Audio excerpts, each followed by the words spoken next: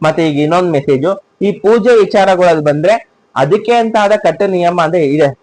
ಆದ್ರೆ ನಾವು ಮನೇನ ದೇವಸ್ಥಾನ ಮಾಡಕ್ಕಾಗಲ್ಲ. ಅದೇ ತರನೇ ನನ್ನ ಭಕ್ತಿ ಏನಿದ್ಯೋ, ನಾನು ರಾಯ ನನಗೆ ಯಾವ ತರ ತೋರಿಸ್ತಾರೋ ಒಂದೊಂದು ಪೂಜೆ ವಿಷಯದಲ್ಲೂ ನಾನು ಅದೇ ತರನೇ ರಾಯನ ಪೂಜೆ ಮಾಡ್ತಾ ಇರೋದು.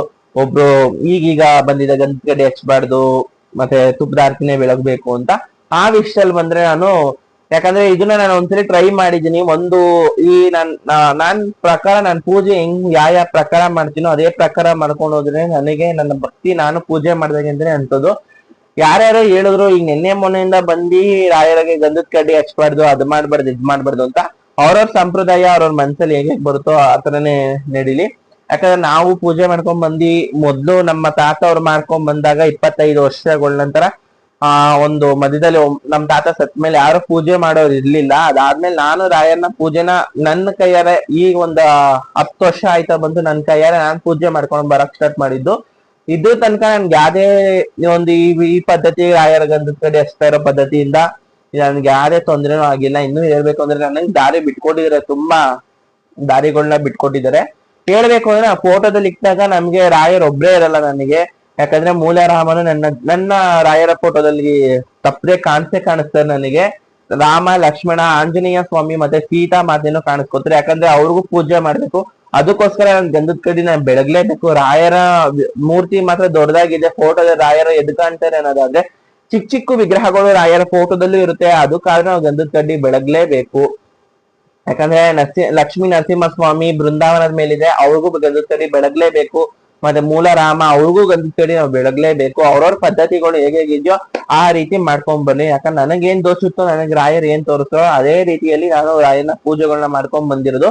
ಮತ್ತೆ ಇನ್ನ ಕಮೆಂಟ್ಸ್ ಗಳು ನೋಡಿದ್ರೆ, ಅಣ್ಣ ಯಾಕೆ ನೀವ್ ಅರಿತೀರಲ್ಲ, ಏನ್ ಅಷ್ಟೊಂದ್ ಕಷ್ಟ, ಯಾರಿಗೂ ಬರ್ದಿರೋ ಕಷ್ಟ ನಿಮಗ್ ಬಂದಿದ್ಯಾ ಅಂತಂದ್ರೆ, ಈ ಒಂದು ನನ್ ಪ್ರಕಾರ ನಾನು ಯಾವತ್ತು ನನಗ್ ಕಷ್ಟ, ರಾಯರ ಕಷ್ಟದಿಂದ ನನ್ ಕಷ್ಟ ಯಾವ್ದು ದೊಡ್ಡದಲ್ಲ ಅನ್ಕೊಂಡ್ ಎಷ್ಟೊಂದ್ ಜೀವನದಲ್ಲಿ ಹೆಜ್ಜೆನ ಇಟ್ಕೊಂಡು ಹೋಗಿದ್ದೀನಿ. ಅದು ಕಲ್ಲಾಗಿರ್ಬೋದು, ಇಲ್ಲ ಬೆಂಕಿನೇ ಆಗಿರ್ಬೋದು. ನಾನು ಇಕ್ಕೋ ಪ್ರತಿ ಒಂದ್ ಹೆಜ್ಜೆಲು ಯಾರ್ಯಾರ ಹತ್ರ ಒಂದೊಂದ್ ಮಾತು ಕೇಳ್ಬಾರ್ದು, ಪ್ರತಿಯೊಬ್ಬರ ಹತ್ರ ಒಂದೊಂದ್ ಮಾತು ಕೇಳ್ಕೊಂಡು ಅದೇ ತರ ದಾರಿಲೇ ನಾನ್ ಬಂದು ಇಲ್ಲಿ ತನಕ ನಿಂತಿದ್ದೀನಿ.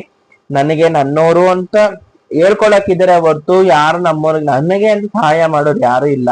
ಮತ್ತೆ ನಮ್ಮೋರು ಅಂದ್ರೆ ನನಗ್ ಬೇಕಾಗಿರೋದು ಯಾರು, ರಾಯರು, ನನ್ನ ಅಪ್ಪ, ನನ್ನ ಅಮ್ಮ, ಇಷ್ಟೇ. ನನಗೆ ನನ್ನ ಇರೋರೇ ನನಗೆ ಇಷ್ಟ ಅನ್ಸ್ಬೋದು. ಅದು ಬಿಟ್ರೆ ನಾನು ಮಾಡ್ತಾ ಇರೋ ಒಂದು ಇನ್ಸ್ಟಾಗ್ರಾಮ್ ಚಾನೆಲ್ ಮತ್ತೆ ಯೂಟ್ಯೂಬ್ ಚಾನೆಲ್, ಅದು ಬಿಟ್ರೆ ಅದ್ರೊಳಗೆ ನನ್ನ ಯಾರು ಇಷ್ಟ ಪಡ್ತಾರೋ ಅವ್ರು ಮಾತ್ರ ನನ್ನವ್ರು ಅನ್ಕೊಳ್ತೀನಿ. ಯಾಕಂದ್ರೆ ನನ್ನ ಜೊತೆ ಇರೋರು ಯಾರು ನನ್ನವರಲ್ಲ. ಯಾಕಂದ್ರೆ ನಾನು ಈ ಮಾತು ಹೇಳಕ್ ಮುಂಚೆ ಇದನ್ನ ನಾನು ಹೇಳಲೇಬೇಕು. ಯಾಕಂದ್ರೆ ನಾನು ಒಬ್ರ ಹತ್ರ ನನ್ನ ಪರ್ಸನಲ್ ವಿಷಯಗಳನ್ನೆಲ್ಲ ಹೇಳ್ಕೊಂತ ಬಂದೆ ಒಬ್ರ ಹತ್ರ. ಅದೇ ಪರ್ಸನಲ್ ವಿಷಯನೇ ನನಗೆ ನನ್ನ ದಾರಿ ಉದ್ದಕ್ಕೂ ಮುಳ್ಳಾಗುತ್ತೆ. ನಾನು ನನ್ನ ಹೊಟ್ಟೆ ಮೇಲೆ ನಾನೇ ಹೊಡ್ಕೊಳ್ತೀನಿ ಅಂತ ಯಾವತ್ತೂ ನನ್ನ ಕನ್ಸ್ ಮನ್ಸಲ್ಲೂ ಅನ್ಕೊಂಡಿರ್ಲಿಲ್ಲ. ಇದಕ್ಕಿಂತ ಮುಂಚೆ ನಾನು ಈ ವಿಷಯನ ಮಾತಾಡಕ್ ಮುಂಚೆ ಒಂದ್ಸಲಿ ಈ ಯಾರನ್ನ ಅತಿಯಾಗಿ ನಂಬ್ತೀನೋ ಅವ್ರ ಹತ್ರ ನಾನು ಪ್ರತಿ ಒಂದು ವಿಷಯ, ನನ್ನ ಜೀವನದ ಪ್ರತಿ ಒಂದೊಂದು ವಿಷಯನು ಅವ್ರ ಹತ್ರ ಹಂಚ್ಕೊಂಡಿರ್ತೀನಿ. ಇವತ್ತು ಆ ವಿಷಯನ ಎತ್ಕೊಂಡು ಬೇರೆಯವ್ರ ಹತ್ರ ಹೋಗಿ ಹೇಳೋದು, ಅದನ್ನ ಇನ್ನ ಒಂದ್ ರೀತಿ ಮಾಡೋಷ್ಟರಲ್ಲಿ ದೊಡ್ಡದೇ ಆಗ್ಬಿಟ್ಟಿರುತ್ತೆ ಅದು ಕತೆಗಳನ್ನ. ಈ ವಿಷಯಗಳಲ್ಲಿ ನನಗ್ ಒಂದ್ಸಲಿ ಎಚ್ಚೆತ್ಕೋ ಅಂತ ಕೊಟ್ಟಿ ಕನ್ಸು ಅಂದ್ರೆ ರಾಯರೇ.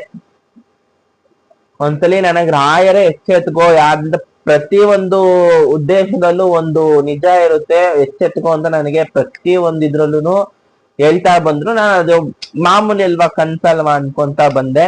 ಅದಾದ್ಮೇಲೆ ಗೊತ್ತಾಗಿದ್ದು, ಅದೇನೋ ಹೇಳ್ತಾರೆ ಮನುಷ್ಯನ್ ಚಾವಟಿ ಬಿದ್ಮೇಲೆ ಅಂತೆ ಅವನ್ ಬುದ್ಧಿ ಏನಂತ ಗೊತ್ತಾಗದು. ಹಾಗೇನೆ ನನ್ ಜೀವನದಲ್ಲೂ ನಡೀತು. ಅವನ್ ಬುದ್ಧಿ ಏನಂತ ನಾನು ತಿಳ್ಕೊಳಕ್ಕೆ ಇದು ನನಗೆ